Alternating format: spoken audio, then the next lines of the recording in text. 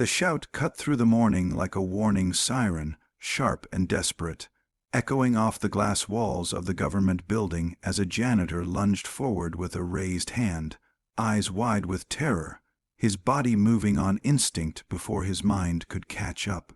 The police officer froze mid-step, one hand on the open car door, the other tightening around her bag, as the air itself seemed to hold its breath.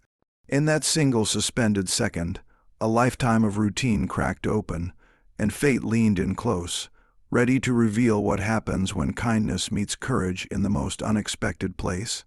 If you believe in kindness, second chances, and the quiet heroes among us, take a moment right now to like, comment, share, and subscribe to the channel Grandma Dearie, because stories like this only live on when hearts choose to carry them forward.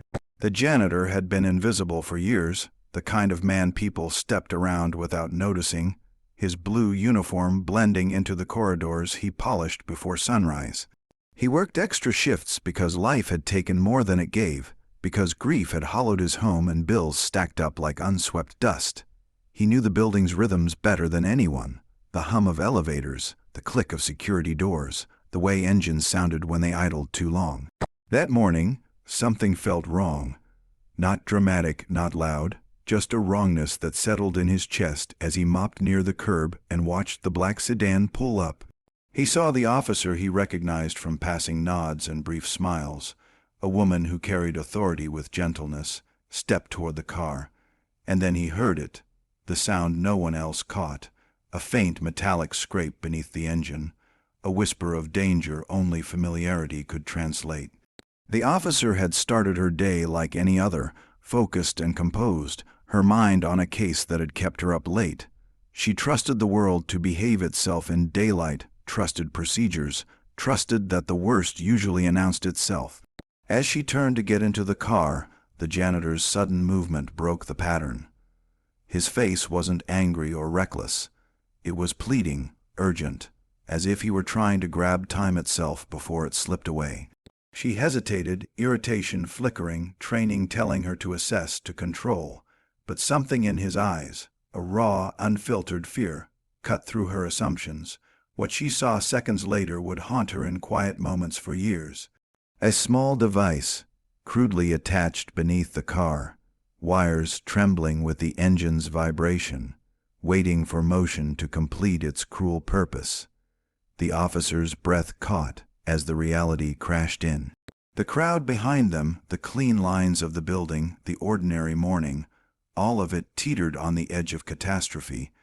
Backup arrived in a blur of motion, the area cleared, specialists moved with careful precision. The janitor stood back, hands shaking now that the danger had a name, his legs weak with the knowledge of how close they had come. As the shock settled, so did the weight of what could have been lost. The officer thought of her family, of promises made and routines cherished, of the thin line that separates a normal day from a headline.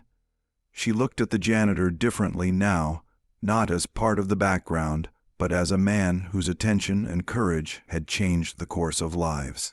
He tried to fade away, embarrassed by the sudden attention, muttering that anyone would have done the same, but that wasn't true. Anyone could have looked away. Anyone could have assumed someone else would notice. He didn't.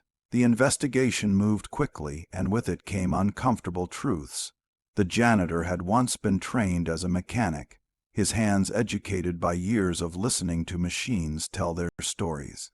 After an accident and a string of losses, he had taken the job no one wanted, carrying his skills quietly, his pride folded away. That knowledge had saved lives. Recognition followed, commendations, handshakes, a photo that would briefly circulate and then disappear. What stayed was the change inside him, a small but steady warmth where shame had lived, a sense that the world had seen him at last. For the officer, the experience reshaped her sense of duty. She began to slow down, to look at faces instead of uniforms, to listen for the soft signals beneath the noise. She checked in on the janitor during her shifts, not out of obligation but gratitude, understanding that heroism often wears plain clothes and speaks in warnings rather than speeches. Their paths crossed less as time went on, but the bond remained, a shared memory of a moment when trust outran fear. Life did not transform overnight. The janitor still worked hard, still counted his hours, still missed the people he had lost. But something had shifted. He enrolled in night classes, dusting off the knowledge that had once defined him. Doors cracked open. Opportunities appeared. The officer testified on his behalf when he applied for a better position, not as a favor but as a statement of fact, that vigilance and compassion matter, no matter who carries them.